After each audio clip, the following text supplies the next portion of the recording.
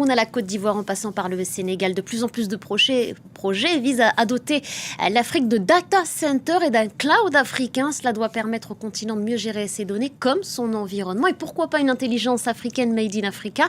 Alors la solution miracle, la question est en tous les cas posée. On en parle avec vous, Guillaume Gralet. Bonjour Guillaume, merci d'être là. Bonjour, vous avez rencontré cette semaine un entrepreneur camerounais et il vous a pour le moins impressionné. Oui, il a beaucoup de suite dans les idées. Il s'appelle Anthony Samé. Il est né il y a 44 ans à Yaoundé au Cameroun et il a en tête en réalité de mettre au point des data centers qu'il va construire lui-même avec son équipe, totalement souverain, écolo, respectueux de la vie privée, respectueux des lois qui protègent la vie privée sur le continent. Il a déjà effectué ça à travers un data center qu'il a déployé au Cameroun et il est en train de le faire en Côte d'Ivoire et au Sénégal. Il a énormément d'ambition, également à Brazzaville, Lomé ou encore Douala.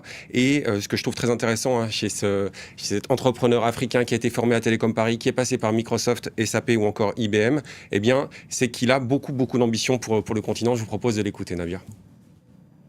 Mon actualité, c'est le premier data center éco-responsable en Côte d'Ivoire. Nous avons posé la première pierre la semaine dernière à Grand Bassam. C'est un bijou de technologie qui a cette dimension éco-responsable dans l'esprit de l'entreprise, pour lesquels nous avons bien entendu toute la partie énergie renouvelable avec près de 900 mètres carrés de panneaux solaires. Nous avons toute la partie briques de terre qui nous garantit un PUE très intéressant, qui permet aussi de sourcer les matériaux de construction à proximité. Nous utilisons aussi des hommes et des entreprises locales. Le bureau d'études est local, les architectes sont locaux. Donc c'est véritablement un projet 100% africain pour notre projet de cloud 100% africain. Il y a également, Guillaume, d'autres initiatives qui veulent mettre au point un cloud 100% africain.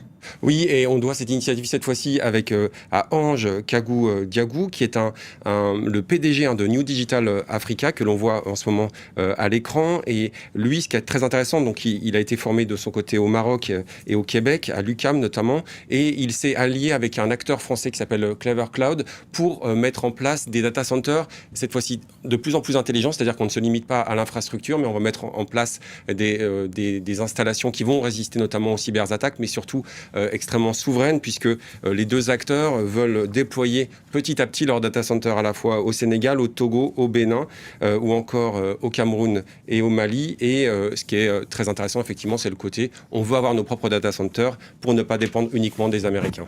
Et pour vous, ce socle permet d'aider à la mise au point d'une IA 100% africaine?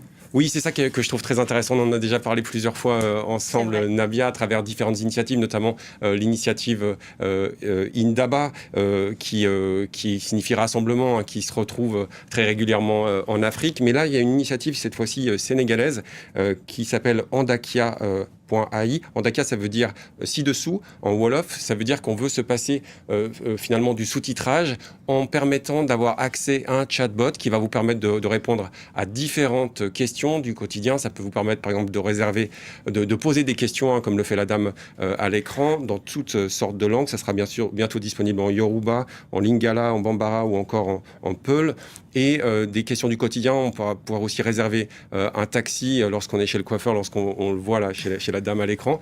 Et puis, on voit aussi un peu plus loin dans la démonstration, un agriculteur en fait qui va poser des questions sur le temps qu'il va faire.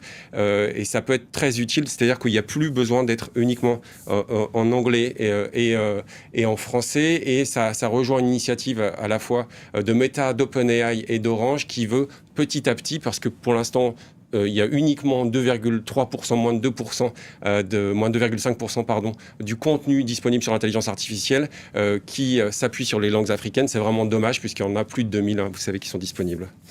Et pour mettre au point une IA de qualité, il faut s'appuyer sur les mathématiques. Oui, on a parlé tout à l'heure de l'initiative Indaba qui s'est retrouvée à Dakar début septembre. J'ai eu la chance de m'y rendre, c'était assez fabuleux. Eh bien, cette initiative, cette intelligence artificielle qui s'appuie donc de plus en plus, on a vraiment toute la chaîne de valeur, c'est-à-dire qu'on a les data centers, on a un cloud qu'on veut le plus protecteur possible, que l'on veut souverain. On veut s'appuyer aussi sur les talents locaux en mathématiques. Et cette école de mathématiques africaine et les disponible à Cape Town en Afrique du Sud, elle est également disponible au Rwanda, mais elle s'étend sur le continent et on voit véritablement des talents, c'est ça que je trouve très intéressant, qui veulent s'étendre sur le continent en essayant, c'est assez intéressant d'être de plus en plus frugaux. C'est justement un des combats justement d'une entreprise qui s'appelle Lelapa. Hein. C'était le dernier point que je voulais aborder avec vous, Nabia. Et Lelapa, Penoloma Mai, elle explique en fait qu'on peut avoir une intelligence artificielle de plus en plus frugale, c'est-à-dire qu'on ne va pas avoir besoin de gros data centers, là aussi pour rendre disponible énormément d'informations agricoles, de santé, mais également d'enseignement. Et je trouve ça assez intéressant parce qu'on commence from scratch, c'est-à-dire qu'on va peut-être... C'est ce que m'expliquait Quentin Adam de Clever Cloud, qui a à cœur de développer cette IA africaine avec les acteurs locaux, surtout en s'appuyant sur eux, eh bien, peut-être d'être moins consommateur d'énergie, puisque même si on l'a vu sur certains projets, on essaie d'être plus écolo, eh bien, souvent la technologie dépense beaucoup d'énergie pour rien. Merci beaucoup. Guillaume, on peut retrouver cette chronique sur vos réseaux sociaux ? Oui, avec plaisir sur tous les réseaux. Merci beaucoup.